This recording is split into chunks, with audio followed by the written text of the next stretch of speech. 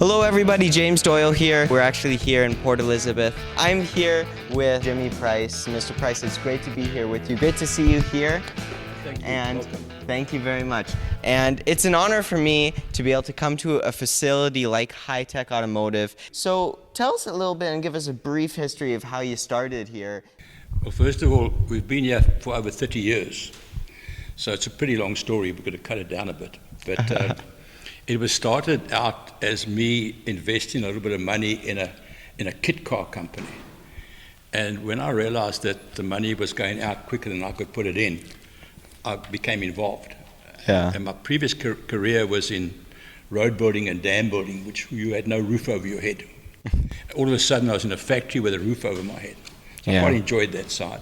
Yeah. I wasn't really a car guy, but more from a business point of view. And then, obviously, when I started looking at the market and looking at the Cobra, the most replicated car ever, and at that stage, you couldn't buy a roller, as we call it, or as the cars you see around you now, painted, finished cars, other than the engine. You could only buy a body and a piece of a chassis and second-hand parts here and second-hand parts there and build one yourself. Yeah. So that cut out a big group of people who weren't capable of building a car, didn't want to build a car, but wanted to have a Cobra. Yeah. So we identified that and went straight into making what you see in front of you now is a roller or turnkey minus. It's been given many names, but it's a car that a guy that's not a car builder or hasn't got a home workshop, but he wants to enjoy driving a car. Yeah. And he wants to enjoy driving because it's not the cheapest way of doing it, but he's prepared to spend that kind of money. Absolutely. And that's the market we kind of been lucky to dominate for a long time. Absolutely. Tell us about how important the quality control is to this business. Yeah, well, obviously, when we identified the gap in the market for a roller, you're also selling a car that's costs a fair bit of money at the end. So you're dealing with AB income group guys who know what right from wrong. Yeah. And they're also going to show it off. And in the Cobra enthusiast world, there are a lot of guys that know a lot about them. And the worst thing you do is buy this pure pride and joy and go there, and there's three other guys saying, well, it's not bad, it's a pity you bought it. Yeah. Because there's a better one out there. Yeah. So we made a decision to do it right from the start. And every little detail we made the best we could and better than anything else out there. So our goal was always to be one step ahead of anyone in that industry. And we have been lucky enough to work at it long and hard enough. And there's many, like the windscreen frame, it's genuine, chrome over brass. We even have our own chrome shop in-house. Yeah. Because we couldn't get the right quality chrome in the country. We make it to the exact same specifications as the original, whereas very few do that, if any. Another quote that I'm going to bring up that I have written down here that I read that I thought was really, really cool was that Shelby once said that you said, that you wanted to sit down and work out a deal. And Shelby said that you're the only person and the only guy that stood up like a man and said, hey, Shelby, you created this. And he said that you spent a lot of time and you did it right, and that Shelby is proud to work with you. How does it feel for you to know that Shelby, a legend like himself, was proud to work with an incredible entrepreneur like yourself? Well, the story is a bit deeper than that. When Shelby realized the market was there, he decided, not Shelby himself, because Shelby employs people. Yeah. And he had a manager that talked him into going into the same market. Yeah. And they struggled with quality and productivity. And then Shelby sued us. And he brought Ford into it as well, because Ford had given Shelby the right to use the Cobra name. Yeah. And Shelby then said to Ford, well, if you don't support me in this court case and I lose, I'm going to sue you for not protecting the name that you licensed me. Yeah. Ultimately, we won. Yeah. But at the same time, we shook hands. Yeah. And at the same time, he had the time to actually look at what we do and how we do it. And we then took over the manufacture of his cars. Yeah. The CSX range. Yeah. So we've had a good relationship with him from that point on. That was around about 2002. Yeah. And from then on, we spent time with him, and we built all his cars. Now, just walk us through a little bit about the lineup that we can see in the facility and in this line right here. Okay, well, under the Superformance brand, we built our original Cobra, which is called a Superformance Mark III. It's not called a Cobra. Yeah. It's very, very aesthetically correct. And then we introduced the Shelby Mark III, which is original Shelby chassis. Yeah. So under the skin, it's exactly like the original 427. Yeah. We then brought out the 289, what we call a slab side, which was the original AC Ace, which was converted to a Cobra, the very first Cobra, with wire wheels. Yeah. And a very pretty little car. Shelby then developed that into a race version, the FIA version, ultimately.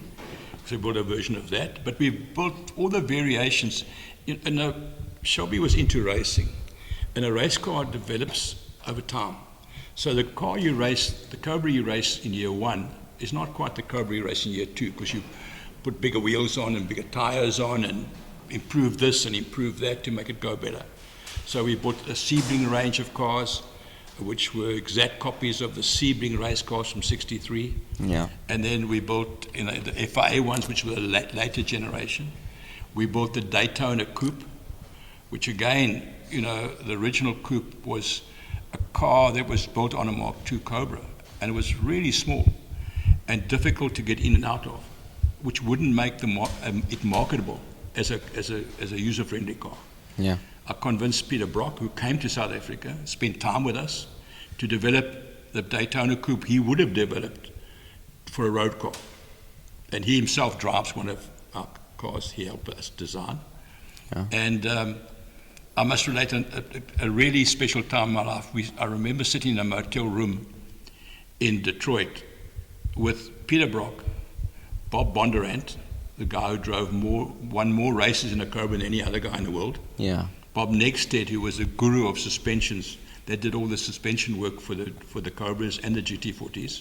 Yeah. Bob Althoff was a South African, but also raced overseas in a Cobra back in the 60s. Yeah. And myself in a room debating what the Daytona chassis should end up like. Yeah, absolutely. Now, Yeah. you're sitting with those guys, it's like amazing. And we ended up with what turned out to be a real good car. Absolutely. Now, something that I am curious about, and a lot of other people probably might be as well, one of the biggest struggles that people sometimes have, with, either trying to make sure they're successful enough to get a car like this or to even have their own business or whatever, is they struggle with pressure sometimes. And you, of all people, have been incredibly busy throughout your life dealing with a lot of complications.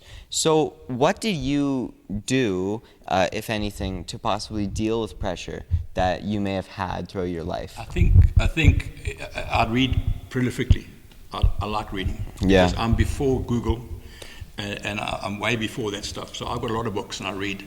And I read about life stories about entrepreneurs, from Henry Ford, Harvey Firestone, right through to Elon Musk. Yeah. And the one thing that stands out always is perseverance. Yeah. And just don't give up. Mm-hmm. Elon Musk tells a story. He was one day from bankruptcy. Yeah. Completely. And then NASA the next morning phoned him and gave him $1.5 billion for SpaceX. Yeah. And he picked himself up. Yeah. So I think just the word is perseverance. It's never too bad. Yeah. It's bad, but it's never too bad that you should give up. Absolutely. Well, I think it's really cool to be able to speak with you here. Now, if we'll be able to take a little bit of a look down this line now, to be able to check out some of the cars. Okay, here's the start of the line. This is our GT40 assembly bay. If you look down, you'll see a number of GT40s. Another Mark I, obviously painted to a color scheme that the order read. This particular one here, number 6, is a two-room copy of 1075, P1075, which was the car that won Le Mans in 68 and 69, which was absolutely unique in automotive history at the time. And The original car still exists. It's owned by the Walton family of Walmart, and the car is stored at the Peterson Museum Vault in Los Angeles. We were lucky enough to get permission to survey the car and copy all the details, and we've bought an exact replica of that car to the last nut and bolt. And as we walk down here, you see different Cobras. It's one of the Superformance Mark IIIs.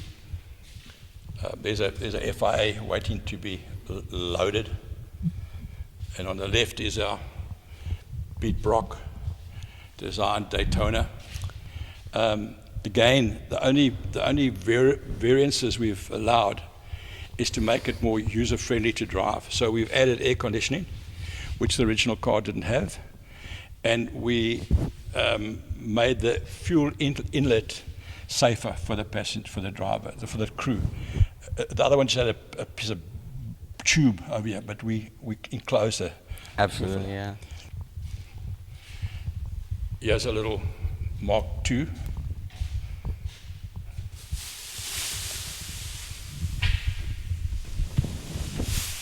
Wow. Look at that.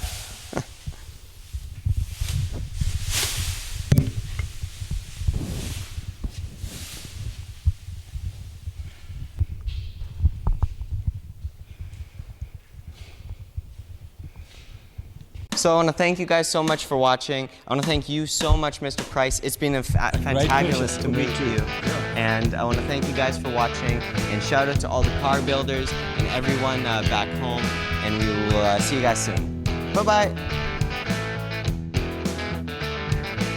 Jimmy Price and I have known each other for quite some time, and unbeknown to me, Jimmy had come and tried to make a deal with some of my people, and they hadn't contacted him back because they knew that some of the replica people were, pretty shady, and they just assumed that I thought that all of them were. So it went along for quite a while, and I decided I'd just take all those guys on.